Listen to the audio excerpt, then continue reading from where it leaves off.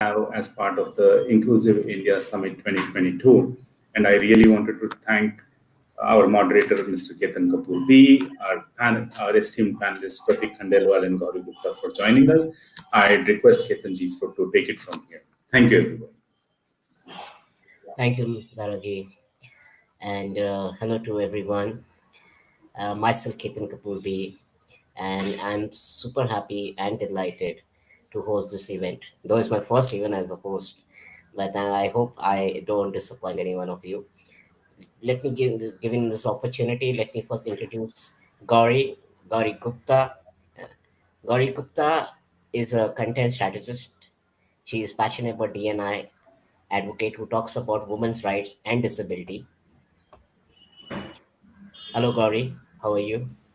Hi, I'm good. Hi, Pradeep. You'd like to add something about your introduction, anything which I missed out? Please feel free. Hello, everyone. My name is Gauri. I work as a digital creator towards creating awareness for disability and inclusion at an intersection of mental health, education, gender, a lot of things.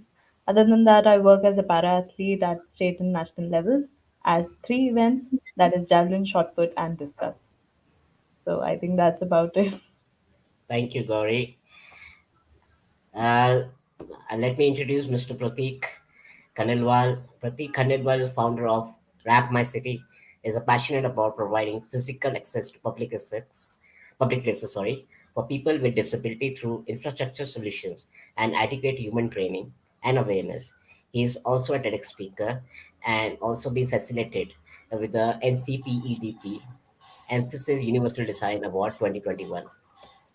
Hello, Pratik. How are you? Hello, Ketanji. I'm very good.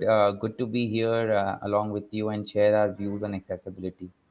Yes, and I'm super happy, and like I said already, but it gives me a lot of pleasure and honor, Pratik, especially. You have succeeded to achieve such heights in such a young age, and it's really, really remarkable. Going forward, let me also introduce about our Inclusive India Summit 2022, powered by Rangam. It's a one of its own kind of inclusive summit. We started on 28th, and with our programs followed by masterclass. Today is the first one, followed by another five masterclasses, which is going to end with the 4th of February, followed by a playbook by our part of playbook, which is on the innovation part of it, empathy in innovation. So, Pratik and Gauri, I would like to share my first understanding and your views about as a individual, as a consumer, and practicing on many different propagating on a universal design. I want to start with ladies first. So, Gauri, and that's my first question to you. Please, over to you. I think when we talk about universal design, the idea is to create an environment that is not only accessible to a selective set of people, but can be accessed by everyone. And this does not only have to so when we talk about the difference between universal and specialized access measures is something that we have to differentiate on. So when we talk about universal design, this could have simple things like maybe having large fonts, captioning this video, sign language, ramps in a building, something very simple that can be accessed by different set of people. So that's about it, yeah. Right. Thank you so much, Pratik. Love to learn your views. Over to you, Pratik. Ketanji, so as a person with disability myself, when I had the disability, there was a huge it was a great challenge in my life because suddenly from an able-bodied, I had an accident, became a person with a physical challenge, and when I had problem accessing places of public usage, just like I used to do before the accident, it really struck me hard. And I realized there's such a huge population that actually goes through it, and what are the design solutions for it. And I think universal design solutions are something that are so simple yet so detailed in there and so impactful in the way they're put out, that they allow for independence for all kinds of person with disabilities, and they allow for equal inclusion of them in our community, in our day-to-day life, so that everybody can contribute equally. I think that is the beautiful part about universal design solutions, that it caters to everybody, and everybody has an equal say in towards contributing to in the society. Over to you.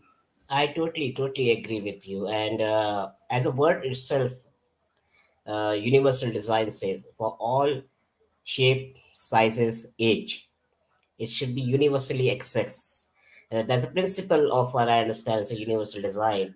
And very correctly put by you, Gauri and Pratik. I could not agree more. And I can resonate a part of it, Pratik, because I'm myself locomotive disabled. So those challenges are something which can be helping us or many people of any age factor, even the age bracket could be also kept the elderly people who becomes eventually slightly less able. It can give you a lot of access to be in the part of not getting dependent on anybody. But very correct, and I totally agree with you. I would like to also know your views, Pratik.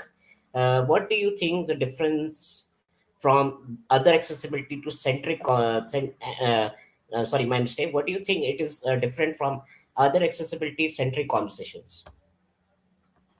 I think mostly with universal design, most of the other accessibility conversations, they are not taking care of everybody. And also, I think, especially in somebody who's at Ramai City, when we are providing accessibility solutions, we see that by other accessibility conversations, we are not able to cater to everybody. And retrofitting has been a difficult part in a developing country like India. But when you stick to universal designs, I think by providing those solutions and by referring to those designs, we are able to cater to a larger mass and able to provide for needs for a larger group of disabled population.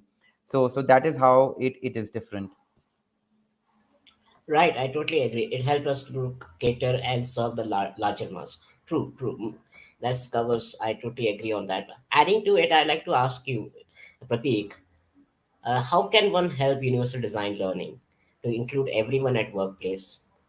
For your ramp my city also operational details, if you don't mind sharing on that. Sure, sure. So disability inclusion at workplace is somebody that something that we really work towards. At workplaces, if you see right from how your suppose I go to a workplace, the first place thing is to park my vehicle. A lot of places we see that parking bays are not accessible, so it starts from just dedicating parking bays, making then from parking bays I need to go to the building entrance. It comes to making an accessible route towards the building entrance, making an accessible entrance, and then when I go inside the workplace, how is my cubicle, whether it is if it has proper depth, whether I can sit comfortably at my cubicle, have reach to my power sockets, to the pin boards, how's my movement within the office space. How are the washrooms? Are the grab bars at proper places? Are the faucets at proper places? What about emergency evacuations? So those are some things that we try to address at a workplace, and these are things which actually do not require a lot of civil changes. These are things which can be easily put. These are quick fixes that can actually be included, and I think they also break the perception that people have that accessibility is a big bang idea and it's rocket science. If actually you cater to universal design, you can actually be much better at physical accessibility even when it comes to retrofitting, and make your workplace inclusive for everybody. And that is what we are trying to do to ramp my city. Right, I totally agree. Quick fix is also a right word. Small changes in our ecosystem can add a value. I'll just share my opinion on this. I was speaking one of the fine day with one of my friend in UN, United Nations, and he was comparing this in New York right now. He was telling me something. He said, but in India we don't see specially able person more. So I said, it's about you don't see because the simple is you don't have those breaking the barriers things in the ecosystem where you see if you make those things accessible, you see those people more in park in advanced cities like New York or many other places. It is about creating and accommodating those infrastructure values in the workplace, around the workplace, outside the workplace, and even in the town planning. So I think what adds the value is not working on a UD is a concept. Like we say, UD is a concept which can be integrated each and every part of our process, how we live in our ecosystem, and even in the mindsets. because that's how then maybe somewhere down the line somebody calling me from United Nations or any other country, leading country, will also feel that it's a mindset has to be changed. It will make you more universal, accessible. In the mainstream you see a lot of people like who are specially able category. Absolutely, Okay. Ketanji. And just to add to it, I think with UDs, one of the thing is that there's a huge section in UDs about assistance and of training of people. And I think that also goes a long way, because if you want to break the barriers, infrastructure is one thing.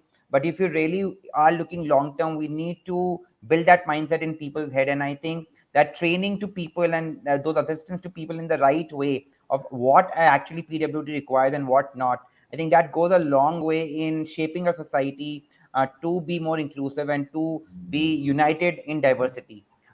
So that is what UD is all about. Truly, I agree. I think it's a demand and supply game. You create a demand adequate correctly in a ecosystem, the people will get learned, like you said very correctly. You have to educate, but then people love to learn and come forward to learn how to use it optimally, the universal designs. But that's right, I totally agree with. So now I have one more. It's like a question you can say at this point. This is for both of you. If you and please, ladies first. What are the barriers to learn? Sorry, what are the barriers to learn workplace productivity that you have encountered? I'll say as a female gender, Gauri, if you feel that there are some places where you felt it could have little bit worked out from more general diversity point of view. And again, Pratik, and please also follow on the same thing. Please share your views. But over to you, Gauri. I think if I have to talk about the challenges in terms of a generic person with disability, irrespective of gender, the first thing that I identify as a wheelchair user. So the first step to getting into that building, whether it's a school or a workplace, there are 10 steps involved. To advocate for that kind of access takes a lot of energy. And secondly, if we talk about gendered perspective, there is a lot more to be done, whether it's in terms of providing accessible restrooms or the way our environment is basically built in terms of everything. Then, of course, coming beyond accessibility, there's this kind of attitude, okay, they are a person with disability, they are not capable of working like us. So, when we talk about inclusion, a large part of inclusion does contain access, but it also contains a lot of components beyond that. So when I say beyond that, there's a lot of stigma, stereotypes, and stuff that we have to overcome. So that's what I feel. Yeah. Right. Thank you so much. Pratik, over to you.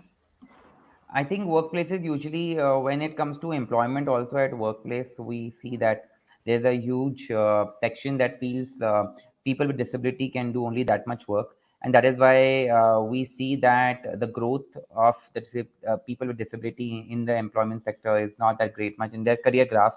And I think I always tell companies to go by the 4 E's whenever you're employing somebody, and it is E for employ, first employ people with disabilities. E for enable them through correct measures, through universal designs for them to have, so that they can perform to their maximum best. Third is engage between the able and disabled employees of yours, so that they both engage and they break the barriers and come together one platform.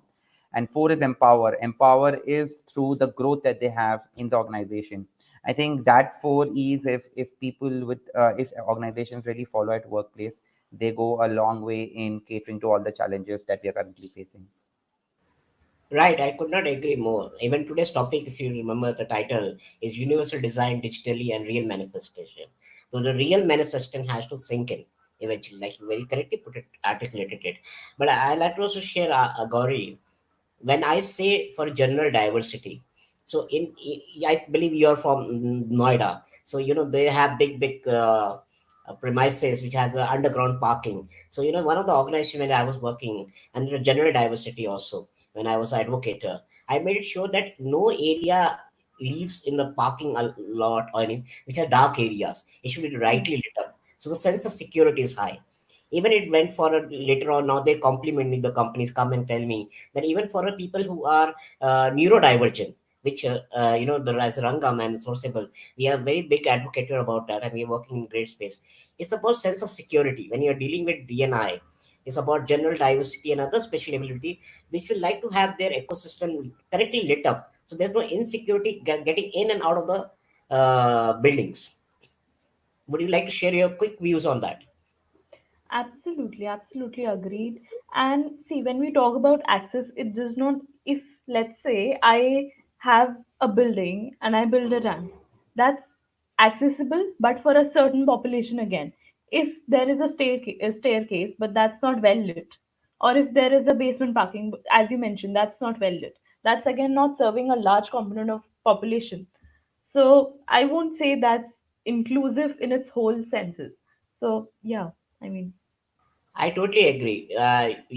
But we can always try to be as much inclusive possible from absolutely. ideas and people who can add their feedbacks or such kind of to an organization or to an ecosystem. So I feel yes. Absolutely. And one more thing, just I wanted to add.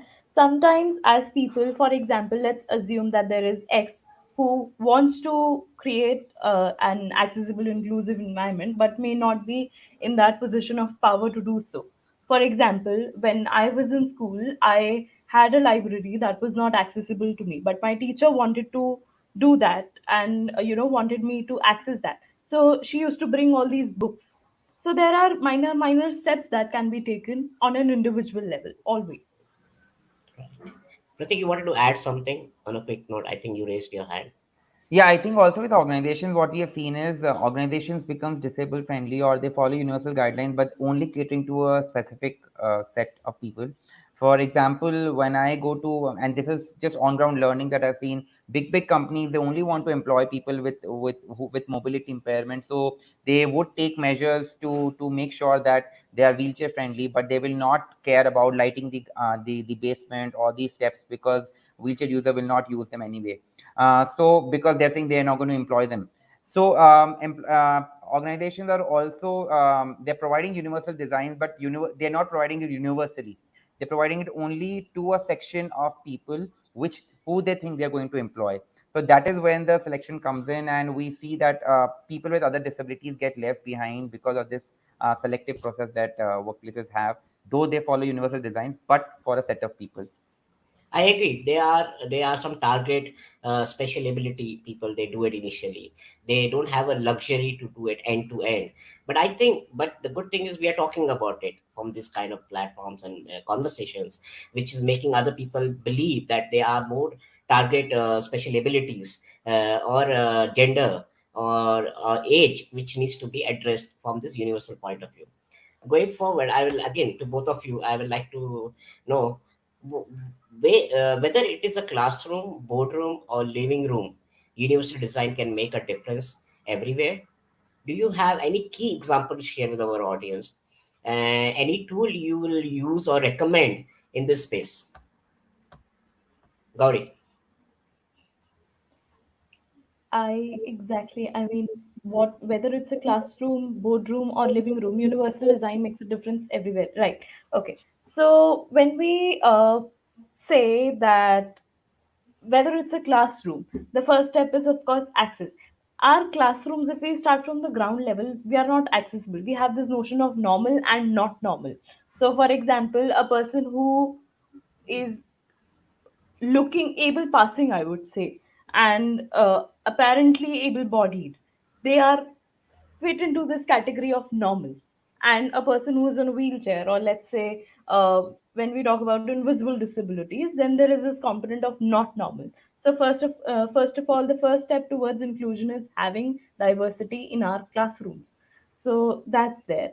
And then we talk about access measures. It's simple, as we all mentioned earlier, about lightning staircases, basements, wide entrances for wheelchairs, basic things that need to be taken care of.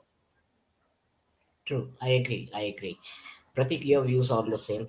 I think the beauty about universal guidelines is that they cater to every place, and that's how they're simply designed. But at the same time, they take care of very impactful measures, and that's why whether it's classroom, boardroom, or a playground, universal design makes sure that anybody with any physicality can be there. Just from what I've learned, whether I go to eat or whether I go to an ATM, whether I go to a classroom, whether I go to school, first is I need access, so I need ramps, and universal designs have put them out of how to make ramps. Then you, when you go inside your classroom, it'll be your board and your hearing abilities, and in your conference rooms and all those. And so those also things have been taken care of universal designs. So that's the thing about these designs, that you do not have to refer to another set of guidelines for a set of people. You can always go back and refer them and make your place inclusive of everybody, whether you are staying in a residential society, whether you are working, whether you are playing, whether you are studying. These designs can take care of everything. I agree. I agree. Each and every alphabet both of you said. It really caters to a lot of the segments of able and not so able body. Yeah, I mean, we are nobody to say in today's time who is more able or less able, because somebody's less ability could be more ability for somebody else. But yes, universal design can cater to a larger canvas of the ability and not so able bodies. I would like to also ask you again, Prateek, continue your same thing. Any examples which you faced that in this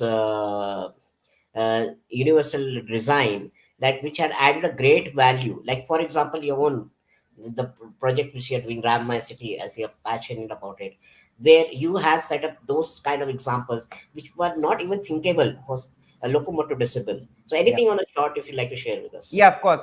So something like so what we did with how we adopted universal design is that we saw that though people are talking about universal design and people are referring to a certain kind of policy and guidelines, but still it is curtailed to only specific public buildings like a school or rehab centers. And I think we wanted to get those designs into our mainstream, into a popular areas where people actually see the impact of universal design, that how places become accessible for everybody. And that's what we did through some of the projects that we are currently doing, where through by adopting such designs, we are adopting them at places of main street where there's a lot of footfall. And so we are doing, like for example, recently did a project at Church Street. Church Street is one of the most popular and lively street of Bangalore. And though we saw that Church Street was made beautifully in terms of the road width and the pavements and the tactile guiding blocks and the bollards placed correctly, but we still saw that the establishments attached to Church Street were still not accessible for anybody because they had steps. And I think that is where we got in designs where we ourselves installed ramps at the establishments, at a bank, at a bookstore, at a bowling center, at malls, at pubs and eateries and coffee shops. All these very simply done so that a wheelchair user can now spend his or her entire day on the street independently, going from point A to point B, doing various activities and not needing assistance from everybody. And I think that is again the beauty of such designs, that simple to understand, simple to implement, and highly impactful. And it has just changed the whole ecosystem, where a lot of people from across verticals are now asking to come and ramp up their places or their cities and do similar kind of activities.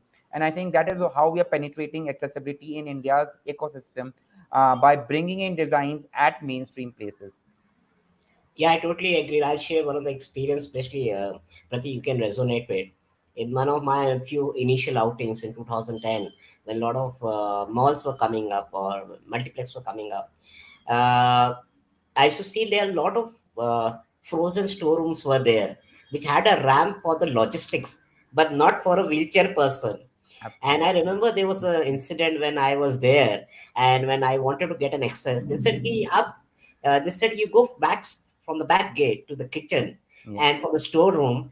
And when I saw, it was a very highly polished slope, which are without an angle from a universal design. And there were people who used to push the cart of those fresh meats or Yeah. vegetables or something, and then it's very dangerous for anybody, even person who's walking on 2 feet. So I spoke to the manager and I told him this might have created an accident for your employee. He said yes, in the rainy seasons when the Yeah. water drips in, this slope creates an accident. Yeah. Then I told him what you can do is to put a grid or a projection so your people will not slip, and the person who's pushing the wheelchair will have a sustainable support while it's pushing.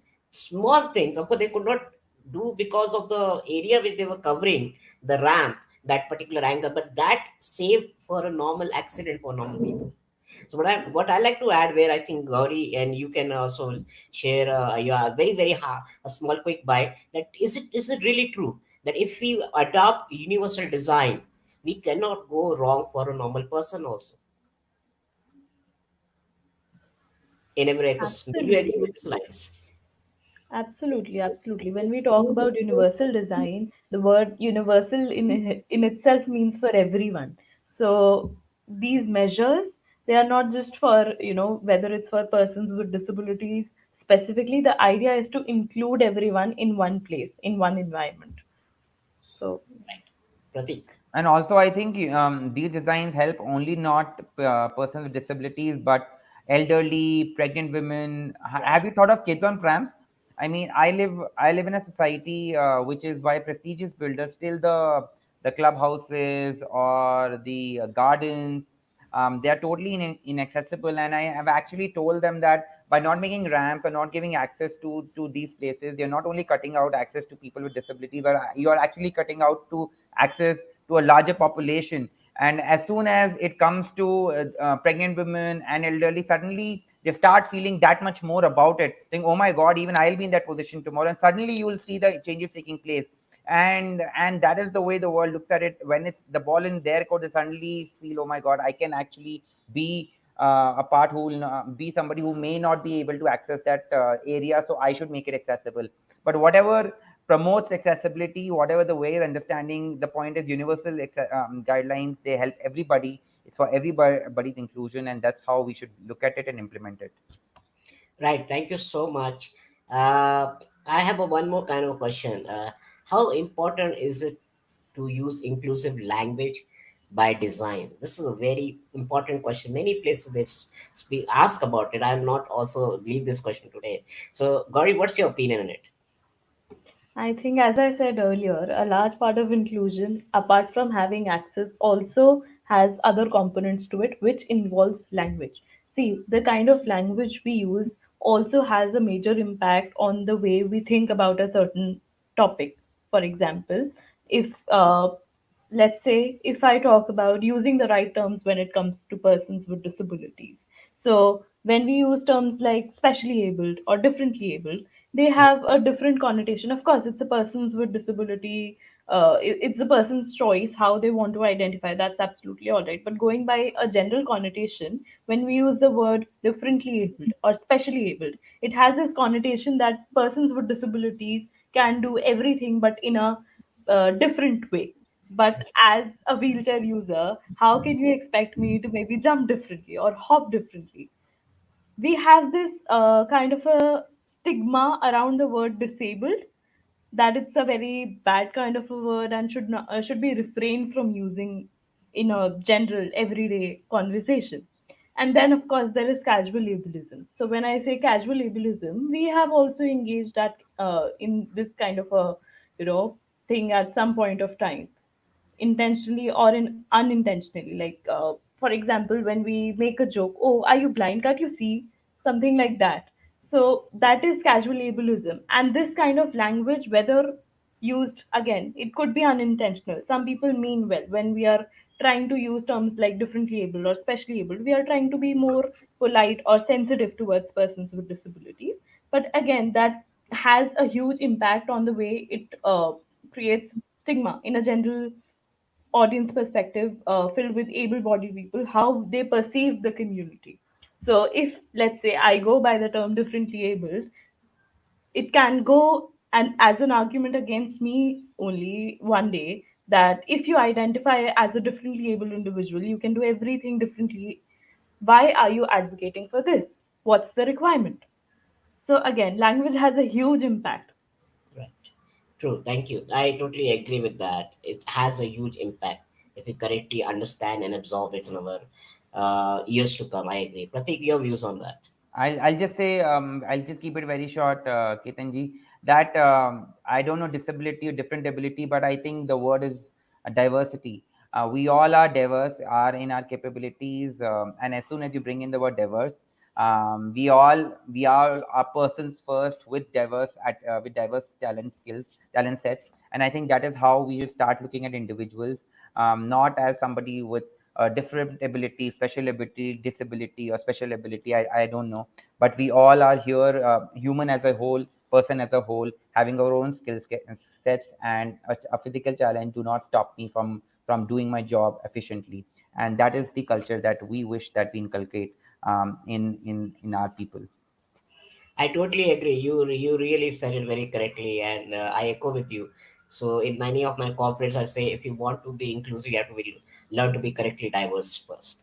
It's the first baby step towards being inclusive society in together, and then that is the key. I feel, and I agree. Before I move to my last question, I will request our audience if they have any questions, they can put it in the chat box for our esteemed speakers. And before I take it ahead. So, with my last question, is for both of you again.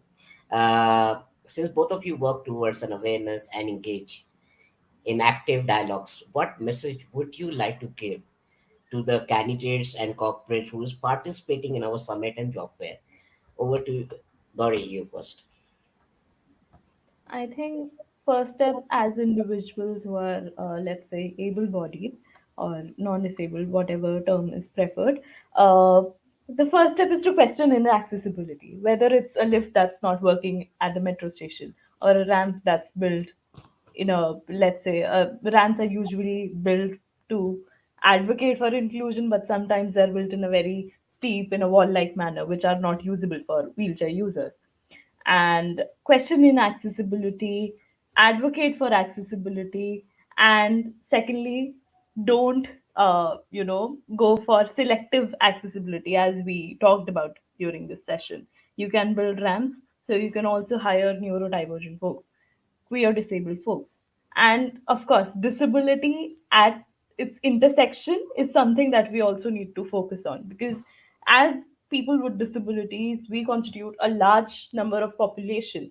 And to look at the intersections, the kind of background that we come from, let's say I identify as a disabled woman.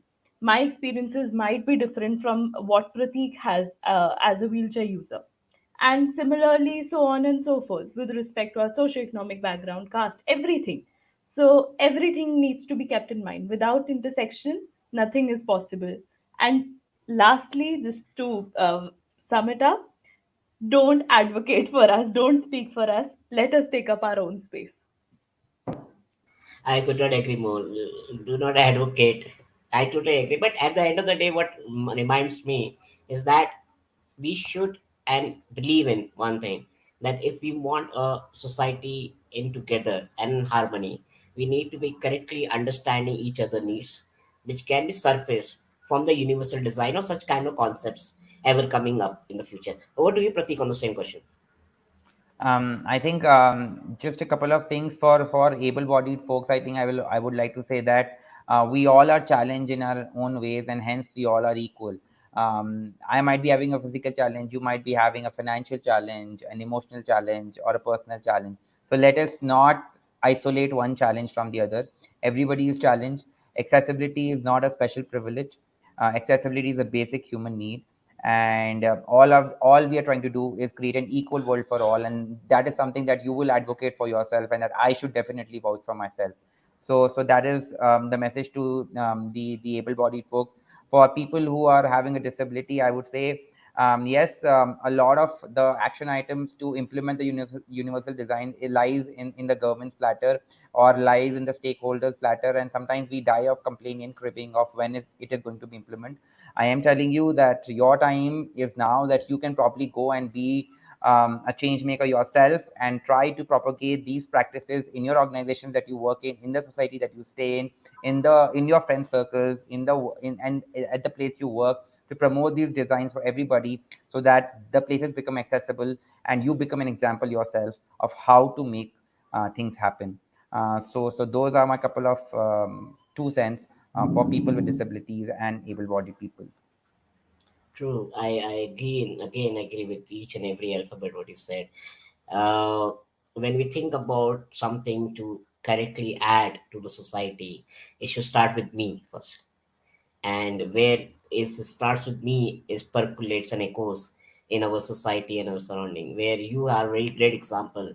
And people in this space who are like you, Gauri, is being and correctly advocating about these things in your capacity. And I believe one thing, that today we are just talking about it, but it is a time very soon there would be government policies or many other policy globally or something, not subject to our government, but there would be an understanding that there will be a correct consuming need, and where it will make us more independent, like you said very correctly, Pratik, financial independence. If suppose if I'm a locomotor disabled, my family might not be in the capacity of having an electrical wheelchair or deploy a person, a human assistant for me to move around. So these that will liberalize in many ways to make the things more accessible for all, including the elderly people. You guys very correctly covered pregnant women, and even people who are temporary disabled, let's say due to some operations and all, that is called after the post surgery, when they are not able to move around due to whatever the challenges, they go to post surgery. And that can be also accommodated, where the person in a family gets binded because of that, because temporarily they are not able. So this is a very correct example on that. Before we go to our question, there's a one question. I would like to also thank our partner Idea, Keystone, Indian Angels, Sarthak, Amishesh, and Atypical, who have been a very promising partner in this. And there's one question from Sneha. Uh, Please tell me something about universal design. So, in your own ways, Gauri, we'd like to educate our audience in a basic definition or something on universal design. Over to you, Gauri. Okay. So when we talk about universal design, okay. So when we talk about disability, if we have to understand from the very beginning, the challenges we face are because of the environment that we live in. It's the environment that's disabling, according to me.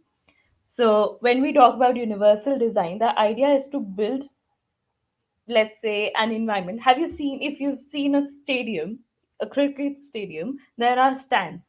So those stands are meant for able bodied people. When we provide ramps, we are including wheelchair users. But if we build our stands in a way that can be accessed by everyone, whatever inclusive design, universal design component it entails, whether it's a ramp or lighting or everything, that's a universal design, uh, a simple universal design hack that is used in our everyday life. And if we have to take our everyday experiences, let's say we are watching this video, if we are captioning it, that's universal design. If we are reading a book, there is an option to read that same text in a large font, that's universal design. When we are viewing an image, if there is all text or image description alongside that, that's universal design. So universal design are very simple measures that are taken in our everyday life, and that always does not have to be on ground. It could be digitally, it could be anywhere. The idea is to include everyone at one place. Right. Thank you so much, Gauri. Thank you so much for your vital uh, opinion on this, and I totally agree with it. Pratik, was over to you. Universal design basically, in my understanding, they cover three areas. One is external and internal environment. That is when you come to a building, how do you park your vehicle? How do you reach the entrance of the building from the parking to the entrance? Then how do you enter the building? Then from the building, how's the reception? How's the movement to the other floors? How your floors designed? How the door? Basically, all these elements are designed keeping in mind that person with physical challenge may have limited mobility, limited ability to do certain actions, and what should be the correct design for to aid their movement as independently as possible. So that is internal and external environment, as I said. The other part is information communication. That means if somebody is in your building, somebody may be having a visual impairment. So how do you communicate? Do you have menus? Suppose you're a restaurant. Do you have menus in braille? Do you have posters in braille? Do you have any information, say even emergency information available in braille format? Suppose you're hearing and speech impaired, then do you have visual signals? And so similar kind of things. How do you take care of information communication? That's the second one. And third is the evaluation of service in terms of how much is your staff trained to assist people with disabilities, whether they know how to talk, how to assist, what to do in terms of emergency, in terms of giving life assistance. These are some of the things that universal design takes care of, right from infrastructure to training to information. These are certain elements. more about them, you should definitely either you can write to us, or you can refer to the harmonized guideline that is released by the government of India that pretty much covers the universal guidelines for persons with disabilities. So those are the 2 cents that I could cover in this short answer. No, I agree. I agree. For me, on the same lines, I believe very firmly. Universal design is the one correct pattern which every uh, town planning to building, even I believe very strongly, the future architects in their college should be taught, or people on a materialistic designs, the future generation, because the more we give in the school and colleges right now, it will be a mindset in the future where there's a seeds to be sown. So I very firmly believe that, people in architectural colleges, or for example material design courses should be taught about universal design. I believe, like in many countries, in my country, India, and even in Chinese, there's a China, they say, like Vastu or Feng Shui. It is a pattern which you follow for the prosperity. And I believe universal design has its own beautiful prosperity if we adapt and embed our system correctly in the future years to come. But yes, there's a part which you said I like to emphasize on it. In your one word, Pratik, you mentioned there would be certain types of invisible disability which cannot be understood. Like for example, if the person walks in a time of building this fire exit, he might not be able to see that green and red exit fluorescent board changing the color. It is they have to make it either alarm or fluctuating with the dim or dip of light, which a colorblind person might miss it in the fire drill in the offices or something, because it's an invisible disability. You and me will not understand the person ever had the issue of color blindness. So these are the minor things. I think Sneha must have got a very good understanding with our great speakers and expert on this space. And going forward, I really want to thank Gauri Gupta and Pratik Khandelwal for your precious time on this. And thanks from our whole Sourceable India team for coming and sharing your valuable experience and time in the same. And I'll request my team member, Mr. Dhara Chandramoli, to please help us for closing this ceremony of Masterclasses 1.